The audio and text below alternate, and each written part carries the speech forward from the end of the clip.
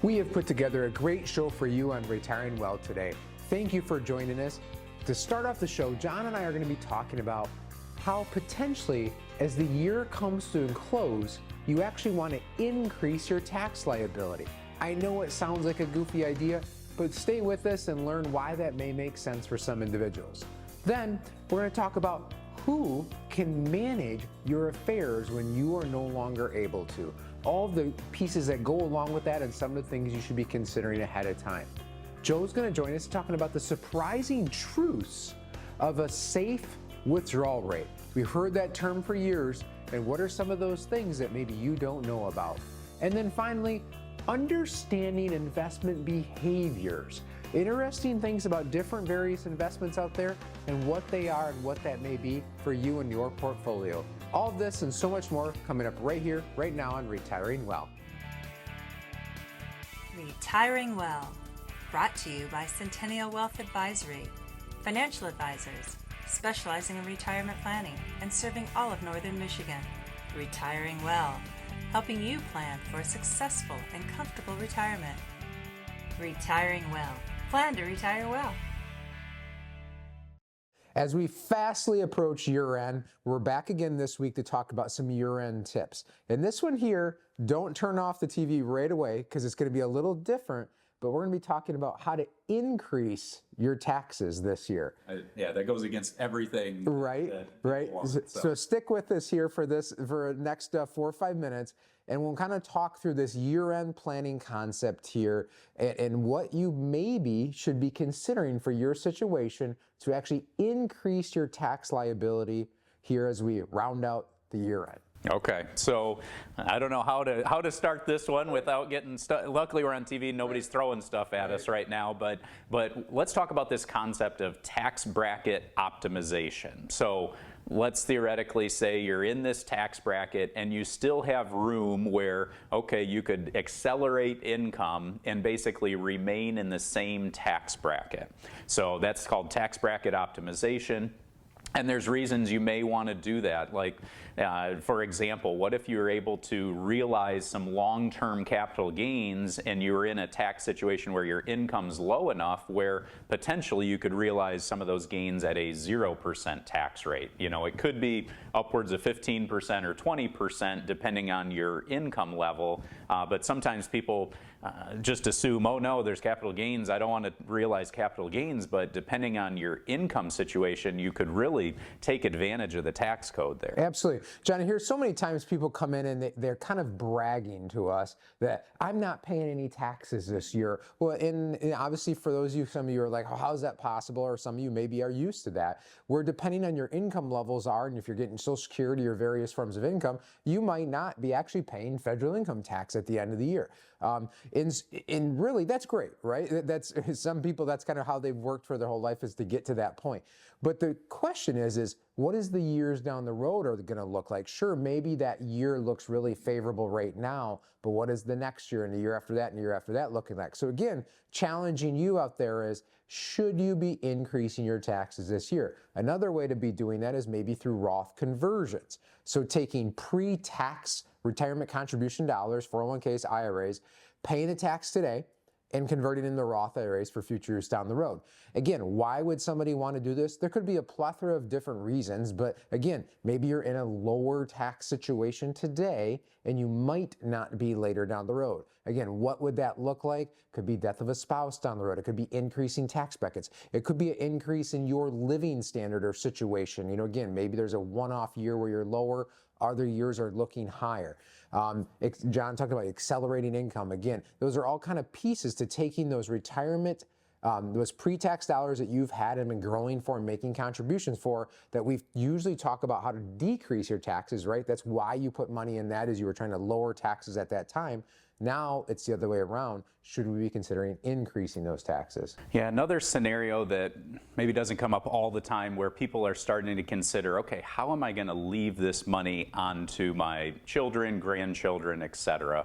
And so we have a situation right now where we're working through with a client. Good news, they had put money in a non-qualified annuity back in the day, and basically over the years this has accumulated a lot of interest. In non-qualified annuities, the taxable interest is deferred. So you don't pay tax on that until you say, hey, I want to withdraw that money. Or if you don't over your lifetime, then that interest is taxable for your beneficiaries. So this couple, they're in a situation where their income is lower, and they've been talking to their kids, quite honestly, about their tax situation that's in a higher situation. And so they're looking at, okay, how do we accelerate taking these withdrawals of this taxable interest and essentially maximize their current tax bracket, not jumping into a higher tax bracket, and starting to get those assets out as most tax efficiently as possible, to ultimately then be able to either gift the money to the kids now or to set aside in a different account that would allow better tax situation for them. Yeah.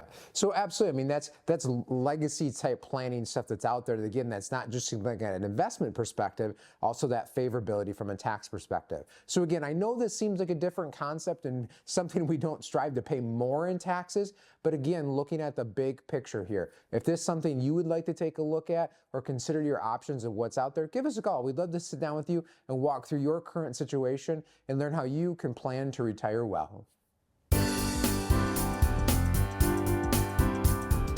Choosing the right Medicare plan for you can be a daunting task. We can help you navigate the different parts of Medicare and identify which benefits are important for you to receive. Download our free white paper, Understanding Medicare. Know your options and costs, and be informed. Let us help you make educated decisions that are best for your situation. Simply go to cen-wealth.com, scroll down, and click the link Understanding Medicare. Know your options and costs to receive your free copy of this valuable and informative resource. Every business says they're better, but the ones that earn and display the BBB seal back it up. It instantly identifies businesses that are committed to operating with integrity, honoring promises, and telling the truth. Makes you wonder why every business doesn't have it. So look for it, because it's looking out for you. That's why it's the sign of a better business. And find a better business anytime at bbb.org.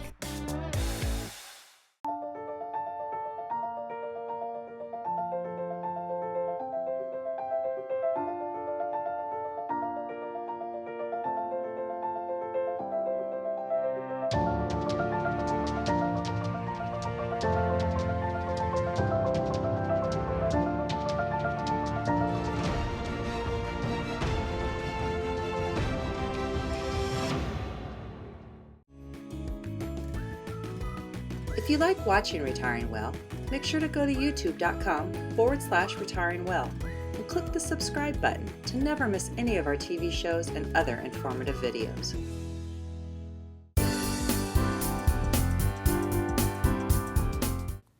Today we're asking an important and often uncomfortable question. Who will manage your affairs if you no longer can? Now, whether it's due to illness, incapacity, or simply aging, this is a reality that every one of us needs to prepare for. Now, many people think of an estate planning is only about what happens after you pass away. But what about while you're still living, if something happens and you're not able to make financial or medical decisions? Now, without a plan, your loved ones could face lengthy court processions to get guardianship or conservatorship. They could face disagreements between one another about health care or finances. And also, what about financial accounts or bills going unpaid because no one has legal access to your accounts? That's why it's so important to have documents in place like a power of attorney, healthcare proxy, or a named executor or a trustee.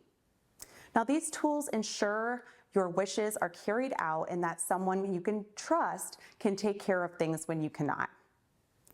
Now, here's a situation we encounter more often than you would think. One of our clients, we'll call him Robert, came into one of our Northern Michigan locations with a dilemma. He was single, he had no friends or family that were very close to him in proximity, and he was updating his estate plan. But he realized that he had no one to name as executor. So Robert was financially comfortable, but he had complex accounts. He had investment properties, charitable legacies that he wanted to carry on, but he didn't want to burden those distant family members or friends or friends that weren't familiar with his finances. So after a lengthy discussion on his options, he decided to appoint a professional fiduciary to manage his estate when the time comes. And here's what that meant for Robert. It meant that he gained peace of mind and knowing that professionals would come in and act solely for his best interest, following his documented wishes. The fiduciary could handle his financial affairs, pay bills, and even make medical arrangements if needed. His charitable gifts would be executed exactly as planned, with accountability and transparency. It was a powerful reminder that even if you do not have family or friends nearby, that you have options still to ensure that you're responsibly managed. So if you're naming someone to manage your affairs, here are 3 key things to consider. The first one is trust and integrity. Choose someone who is dependable and understands your values. Number 2 is financial competence. Managing an estate can be complex, and an executor or fiduciary should have experience with investments, taxes, or legal responsibilities. And the third and last one is longevity. Think long term. Is this person or company going to be around when you need them? So for some, that's a family member or a close friend. And for others like Robert, that's a professional fiduciary firm that may be the best solution. And if you're unsure where to begin, that's what exactly we help our clients think through every day here at Centennial Wealth Advisory. The best time to plan for incapacity or estate management is before you need it. So start by reviewing your legal documents, identifying who you can trust, and having these open conversations. And remember, planning isn't about control, it's about care. It's about making sure that when life changes, that your financial and personal world stays steady. And if you found this helpful, there are 3 ways that you can take the next steps. And the first one is visiting our Retiring Well YouTube channel for more videos on estate planning, retirement income, and protecting your legacy. And the second is check out our website to get to know our firm a little better and learn what we do, who we serve, and how we could build a confident retirement plan for you. And third is schedule a conversation with one of our licensed professionals if you'd like guidance on naming an executor or planning for fiduciary options tailored to your situation. Give us a call. Now, whether it's a trusted family member, a close friend, or a professional fiduciary, the key is to make your wishes known and documented. Because when you plan ahead, you're not just protecting your assets, you're protecting your peace of mind as well.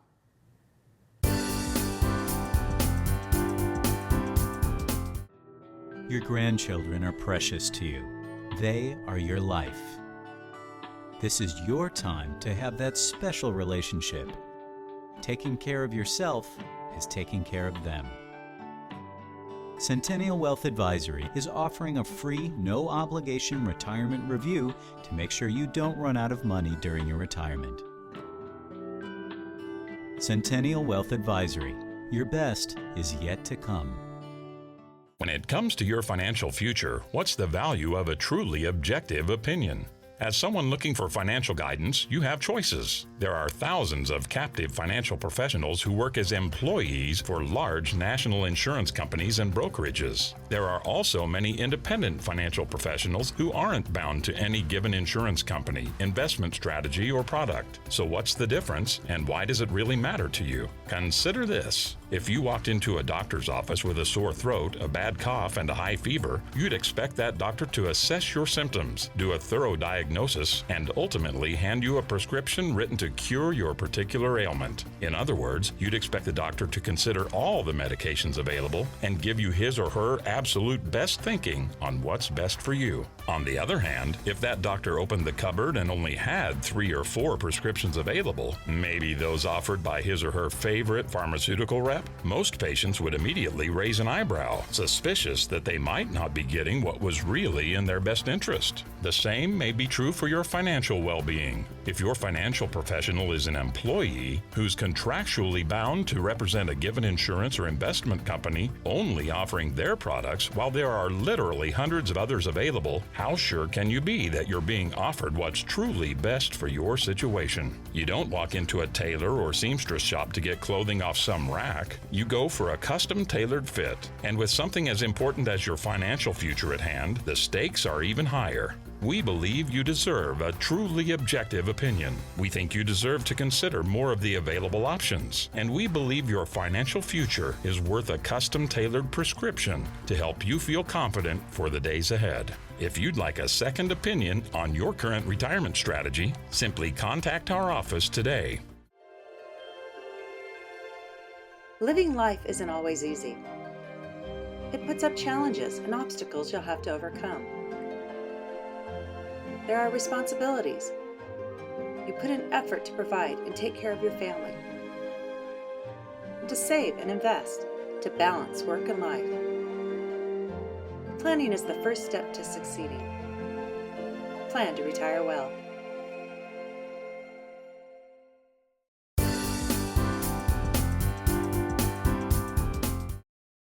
When individuals are looking at retirement or even in retirement, one of the more common topics that's quoted is a safe withdrawal rate. Some recent research has come out that says, well, no, it's a little bit more complicated than just picking X percent and pulling that from your portfolio. So a lot of times we hear, well, we can just take 4% or right around 4% from our investment assets and we'll really never run out of money. Well, as we start to dig into it, some recent research has found that it's a little bit more complicated than just doing that. So one of the things that we have to think about is all of these different factors that sort of play into this withdrawal rate. So things like, market returns, of course, what inflation's going to be, tax rates in the future, things like sequence of return risk and our overall risk tolerance and allocation obviously play into these different factors. So let's kind of dig into how these pieces affect this withdrawal rate and how we can use this going forward. So the first piece is a lot of these models, when you look at the research, when they're talking about these safe withdrawal rates, is they're usually using just like a 60-40 portfolio, being 60% stocks, 40% bonds.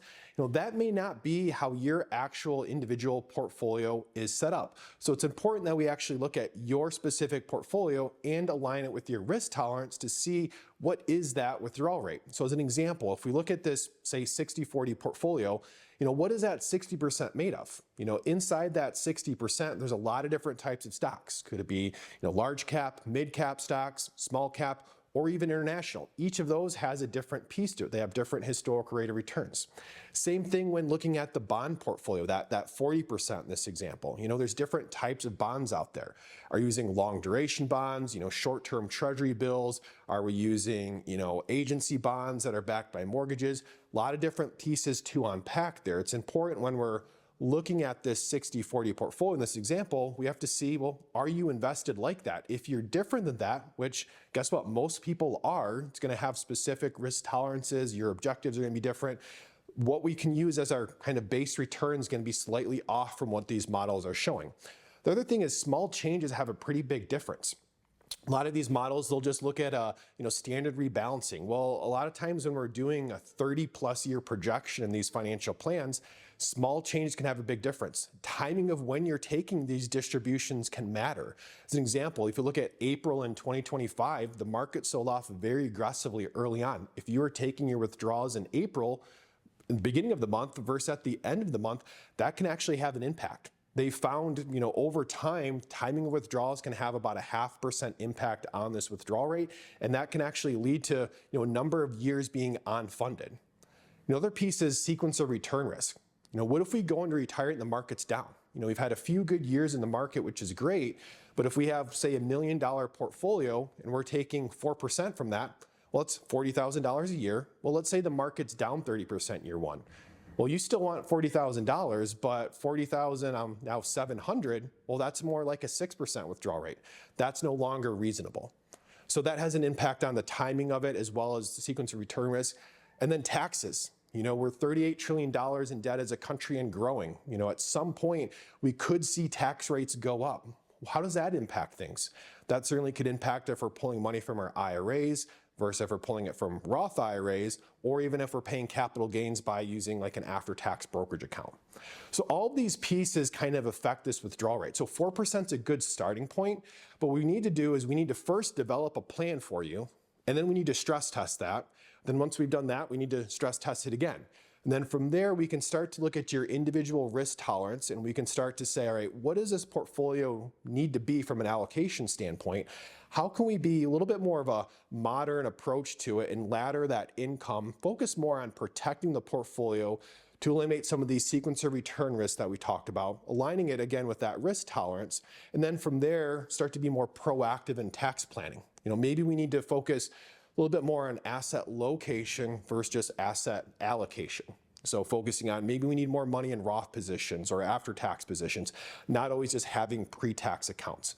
So kind of in summary, the safe withdrawal rules, they're a good starting point. However, we have technology. AI makes it very easy for us to now be able to stress test portfolios, run thousands of different retirement scenarios to really fine tune what is a safe withdrawal rate for you. I would encourage you to check out our YouTube channel. We have a lot of videos on asset allocation and how to build out these financial plans. But more importantly, come to one of our dinner events. We spend a lot of time talking about planning, about stress testing, or come in for a complimentary meeting where we sit down with you and talk about your specific risk tolerance and what your safe withdrawal rate can be.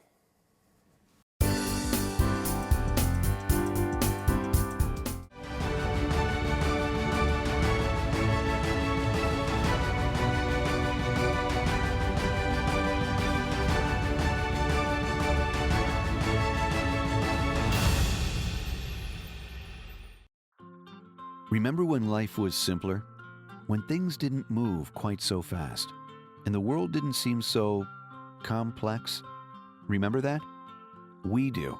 And as the world around us has continued to speed up, becoming more complicated, and still a bit uncertain, we have managed to keep things simple, providing sound, easy-to-understand financial advice and customized roadmaps for the road ahead, from tax reduction strategies, investment advice, and guaranteed retirement income you cannot outlive, backed by the claims-paying ability of insurance companies. We can be your single point of contact, a single call, a voice you recognize well, and a partner who can be by your side for the entire journey. We can't stop the world around us, but we can help ensure you're prepared for what's to come. To schedule a no-obligation meeting, simply contact us today. Choosing the right Medicare plan for you can be a daunting task. We can help you navigate the different parts of Medicare and identify which benefits are important for you to receive. Download our free white paper, Understanding Medicare. Know your options and costs, and be informed. Let us help you make educated decisions that are best for your situation. Simply go to cen-wealth.com, scroll down, and click the link Understanding Medicare. Know your options and costs to receive your free copy of this valuable and informative resource.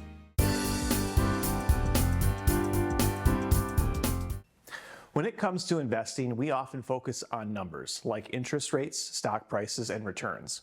But there's another powerful factor that shapes our own success, our own behavior. That's the idea behind behavioral investing, understanding how our thoughts and emotions influence financial decisions. No matter how much data we have, our brains still rely on instincts and shortcuts, which could lead to irrational decisions. Today, I'm exploring two common categories of investment behaviors, cognitive and emotional biases, and looking at strategies to help correct them. The first category, cognitive biases, are systematic errors in thinking based on how people process and interpret information. One type is confirmation bias, which is a tendency to seek out and focus on information that supports what we already believe and ignore any conflicting evidence. This can lead to overconfidence and a failure to assess risks properly. Now here's an example. Say you're reading about a new electric car company and are convinced that it's the next big thing. You're going to follow every positive headline and scroll past reports about competition or risk. The result? You build confidence, but not necessarily accuracy. Another type is anchoring bias. This happens when we rely too heavily on the first piece of information received, like a stock's initial purchase price or a historical high. We then use this information as an anchor when making decisions. Now here's what this might look like. Maybe you're refusing to sell a declining stock until it returns to the price you've paid, even if the business has declined. Anchoring keeps us stuck in the past instead of adapting to new information. Now let's talk about emotional biases. Now these types of behaviors are based on feelings and impulse rather than rational analysis. One type is called loss aversion. This is the tendency for the pain of a loss to feel more intense than the enjoyment of an equivalent gain. Let's say an investor has a goal of good long-term growth for their portfolio, but instead of investing in a diversified one with higher growth potential, they invest in low-risk assets with minimal returns. They could be missing out on building wealth due to their fear of losing money. And finally, there's herd mentality, which is our tendency to follow the crowd. This typically is based on emotions rather than independent research. When everyone's buying, it feels safe to join. When markets drop, we rush to sell. Have you ever heard of the acronym FOMO? That is the fear of missing out. FOMO is a powerful emotional driver of herd mentality because it pushes investors to buy at record highs just because everyone else is doing it, and often leads to regret when the hype fades. So how can we improve our investment behaviors? Believe it or not, the same principles that work for training a dog can help you train your investment habits too. Now stay with me on this. I know what you might be thinking. How does dog training correlate with training our own investment behaviors? When we got our dog Zuma as a puppy, we started training him right away. We had to have a clear training plan in place, not only teaching him basic commands, but also training him on how to behave in certain situations using repetition and discipline. Now here's how that applies for strategies to improve investment behaviors. Just like you need to start with a training plan for your dog, you also need a financial plan that's based on your goals, risk tolerance, and time horizon. Refer to it often when tempted to make impulsive decisions. Automate your investing. Build good habits through repetition and try using automated features like dollar cost averaging to make regular investments. Automating removes the emotion from the process. It's the financial version of practicing sit until it sticks. Another strategy is to diversify. Build a well-diversified portfolio to reduce risk and minimize the impact of any single investment's performance. You don't want a dog that only knows one trick, and you don't want a portfolio built on one stock or one sector. And finally, talk with a financial planner who can provide guidance, ways to counter your behavioral biases, and assistance with the strategies that I just mentioned. While we didn't have a professional dog trainer work with Zuma, other dog owners might take their dog to one because they need help, and that's okay. Having a financial advisor helps you stick to your investment plan by staying disciplined and avoiding emotional mistakes. That's what we do here at Centennial Wealth Advisory. If you'd like more information on various investment and retirement topics, make sure to subscribe to our YouTube channel. Or if you'd like the opportunity to sit down with one of us for a free, no-cost consultation, give us a call. Whether you're in retirement or not, we can help alleviate stress in your financial decisions and behaviors.